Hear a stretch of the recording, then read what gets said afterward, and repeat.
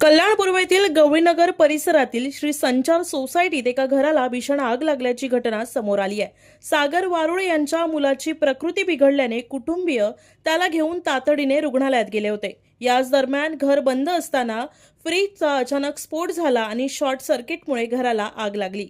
आगीची तीव्रता मोठी असल्याने काही वेळातच घरातील कपडे, गृहोपयोगी साहित्य आणि इतर वस्तू जळून खाक झाल्या। मुलाच्या आजारपणाच्या चिंतेत असलेल्या वारुळे कुटुंबावर या घटनेमुळे मोठं संकट ओढावलंय।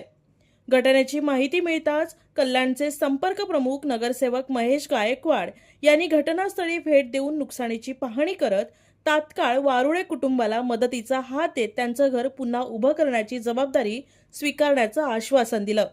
एका गरीब कुटुंबावर आलेले हे संकट मोठं नक्कीच आहे, पण समाजातील अशा संवेदनशील पाठिंब्यामुळे वारुळे कुटुंबाच्या मनात पुन्हा एकदा आशेचा किरण निर्माण झालाय।